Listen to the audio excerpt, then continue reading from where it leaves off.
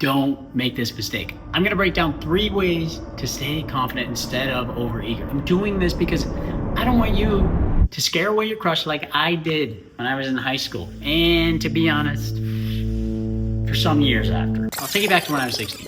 I meet this girl, blonde hair, blue eyes, 1 year older than me. Oh, I would have done anything to be with her. And in one night, I blew it. I went into this night with no plan and I confessed my love to her. Even though we barely knew each other. You could say she was surprised, confused, because in my head, I built an entire relationship off of nothing. I mistook attraction for connection, lust for love, fantasy for compatibility. Right there, I want to start with principle number 1. Treat attraction as information, not destiny. Don't do what I did, and maybe you can relate to this. I hardly even talked to her and I thought, yeah, she's the one. She could have hated dogs. I didn't know anything about her. Sure, attraction should excite you to start a conversation, and you should feel empowered to do so. But don't go building a narrative off of one data point. And looking back at 16-year-old me, that infamous night happened not only because I built up this narrative, but also because I was performing. And I need y'all to hear this.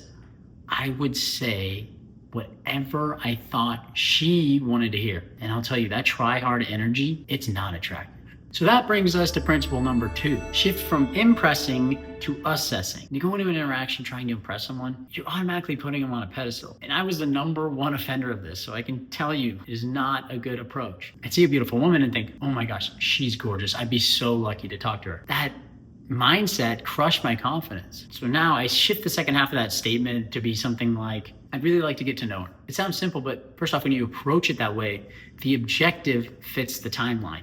You don't know her, you want to get to know her. It also takes pressure off because you're not going in with the goal of getting her number or getting a date because you might not want it. The most basic level, to avoid being overeager, the goal should just be to be curious and see if y'all vibe. Now, a little bit more on that night I confessed my love. I was giving girlfriend level energy to someone I'd only talked to maybe twice. And this brings us to principle number 3. Match your energy with reality. Match your energy with what you know, not what you're imagining. And I've had clients be guilty of this. They start messaging girls all day, every day after getting their number. I'm talking like before they go on the first date. And I tell them, yeah, you gotta pump the brakes. Like at this stage, set up the date. Maybe exchange some playful text, a little banter. But don't get ahead of your skis, man. I need you all to keep this principle in mind as the relationship evolves, because connection, it grows over time as you get to know each other. It's important not to get ahead of yourself. And if you want a little help with pacing your energy, I dropped a list of 10 questions in the description. That'll show you real fast whether you actually know her or if you're like creating some fantasy in your head. Look, being excited is normal, but overeagerness, it can come off as needy. And I can tell you from experience, this will not attract the person you desire. All this does is increases your chances of scaring this person away or maybe accidentally love bombing them. When you realize they aren't the perfect person you dreamt up inside of your head. So I challenge you to follow these 3 principles. Treat attraction only as information. Don't build up some story. Go into interactions, not to impress, but to assess, get to know this person and match your energy with reality. Be a giver.